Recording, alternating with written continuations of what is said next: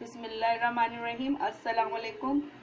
मैं आज आपको बता रही हूँ चाइना ग्रास का मीठा बनाना, जो कि बहुत अच्छा होता है, बहुत टेस्टी होता है। ठंडा ठंडा गर्मियों में बहुत अच्छा लगता है।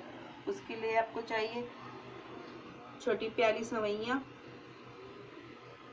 एक छोटी प्याली चीनी, 4-5 इलायची के दानों को आप पीस लें। और ये चाइना ग्रास है, ये ले लें आप। एक गिलास आप दूध ले लें, एक बड़ा गिलास, और आपको 1 कप पानी चाहिए। और ये आप चाइना ग्रास लें, इसमें आप 1 कप पानी डाल दें कि ये डिप हो जाए। इस तरीके से इसको डिप कर दें आप। इसको थोड़ी देर भिगो दें।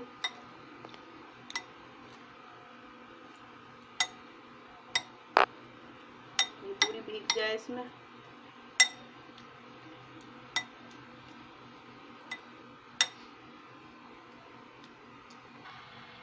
एक चूल्हे पे आप दूध बॉईल करें एक सॉसपैन में, और जो इलायची पाउडर आपने पीसा था वो डालें, और ये जो सवैयाँ है कलर वाली वो डालें,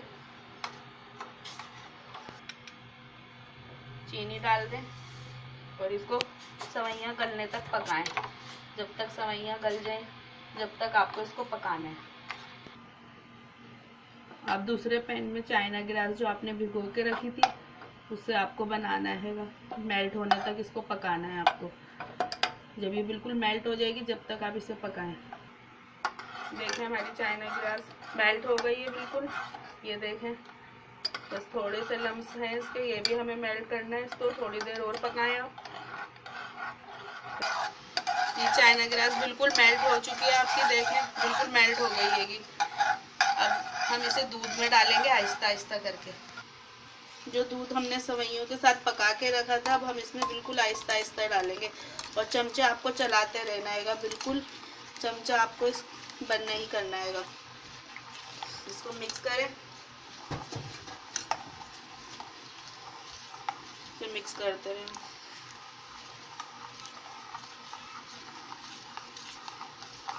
थोड़ी देर आप इसे मिक्स करें।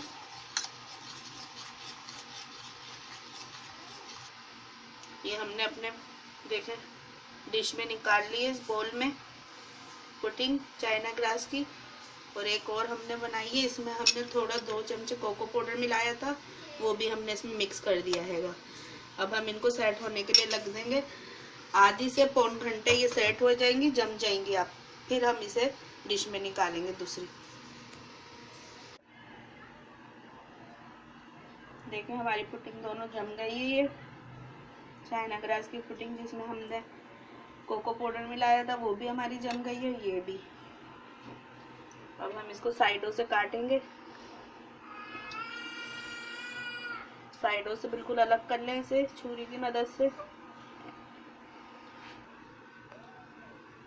ये चाइना ग्रास की पुडिंग हमारी तैयार है। देखें दोनों, जो हमने कोको पाउडर डाला था जिसमें, और हमारी सादी वाली, ये हमने निकाल ली है डिश में। देखें दोनों को आप कितनी अच्छी बनी है। यहाँ पर इसे आपको काट के दिखाएंगे। देखें ये इस तरीके से आप निकालें काट के।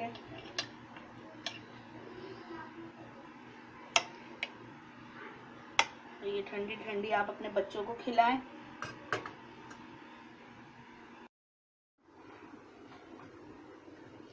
इसे फ्रिज में ठंडा कर लें, और ठंडी ठंडी खाएं।